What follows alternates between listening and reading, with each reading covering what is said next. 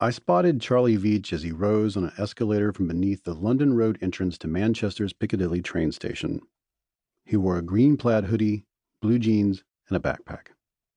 A splotch of white just above his temples stood out from within his otherwise conservative haircut. At the top, he smiled, pivoted, and kept his momentum going as he closed the distance between us.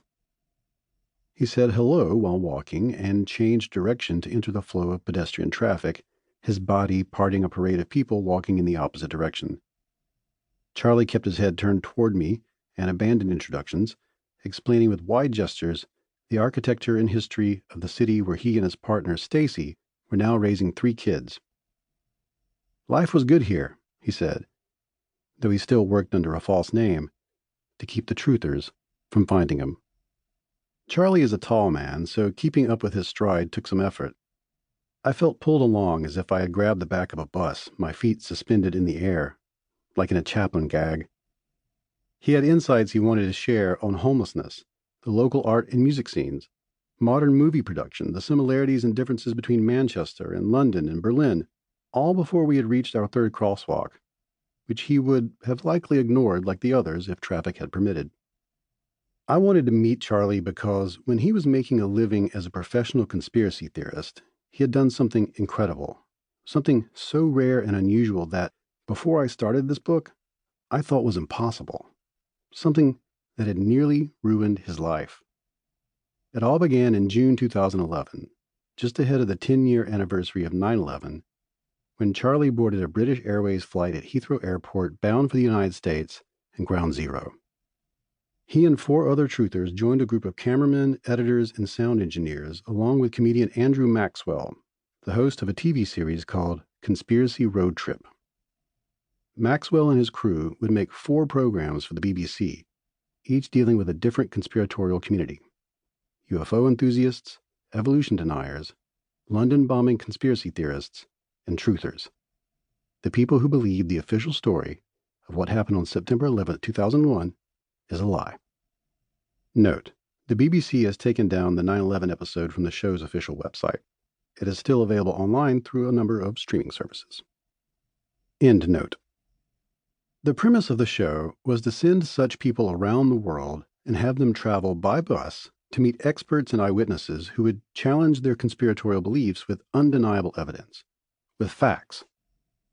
Whatever drama that ensued made for great television, arguing and frustration on both sides cut together with playful music and the usual reality show editing. At the end of each show, Maxwell, our host and guide into the world of conspiracy theorists, would sit down with the road trippers to see if the facts presented had persuaded them in any way. That was the hook.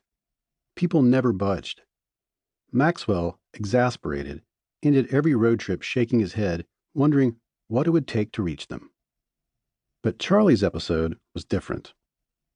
He and his fellow 9/11 truthers spent 10 days in New York, Virginia, and Pennsylvania. They walked the crash sites.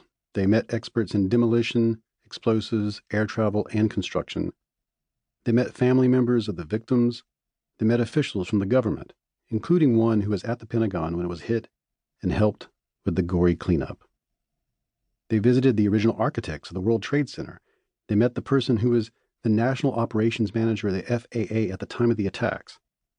They even trained in a commercial airliner flight simulator and took flying lessons over New York City, landing a single-engine airplane with no prior piloting experience. At each step of their journey, they met people who were either at the top of their fields of expertise, saw 9/11 unfold firsthand, or had lost someone that day. Despite Maxwell's efforts, the truthers doubled down, more certain than ever that there was a conspiracy afoot.